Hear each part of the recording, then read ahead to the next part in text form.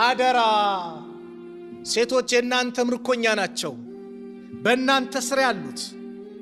ስለዚህ እጄ ውስጥ አስገብቻለሁ ብለህ ምን እንዳታረግ እንደፈለክ እንዳትሆን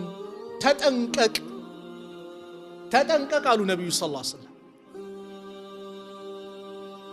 ለነሱ ጉዳይ ሊከራከርላቸው የሚችለው ማን ነው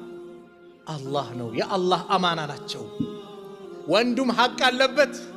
ሴቷ ምን አለባት ሐቅ አለባት ነብዩ ሰለላሁ ዐለይሂ ወሰለም የወንድንም ያለባቸውን ሐቅ ተናግረዋል ወለኩም አለይሂን እናንተም በእነሱ ላይ ሐቅ አላችሁ አሉ ነብዩ ሰለላሁ ዐለይሂ ወሰለም አላ يعطينا فروشكم احدا تكرهونه የምትጠሉትን ሰው ቤታችሁ ላይ አስገቡ ማለት እናንተ የምትጠሉት ወንዴ ከሌ የሚባል ሰው እንዳይገባብኝ ካለ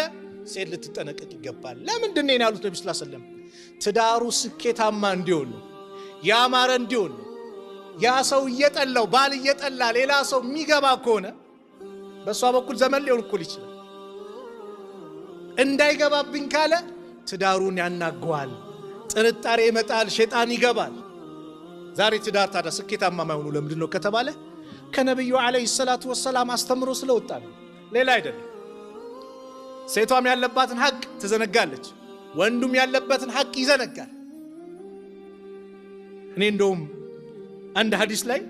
የአላህ መልእክተኛ ነብዩ ሰለላሁ ዐለይሂ ወሰለም ስለ ሴት ስለ ወንድ በተለይ በትዳር ጉዳይ ላይ ሲያነሱ የሚገርም ነገሮችን የአላህ መልእክተኛ ነብዩ ሰለላሁ ዐለይሂ ወሰለም የሚጠቅሱት አንደኛ ሙሉ ለሙሉ እንዳይጠላት ላ يفرق مؤمن مؤمنة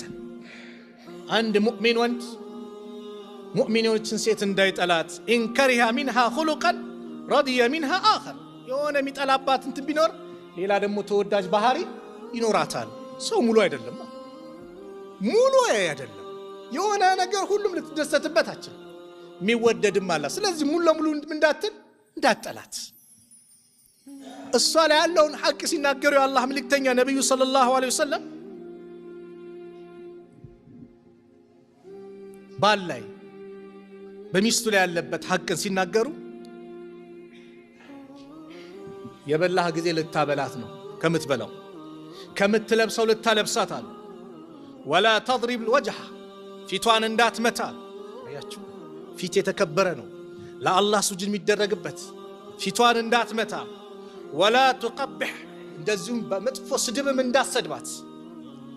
ወላ تحجر الا في البيت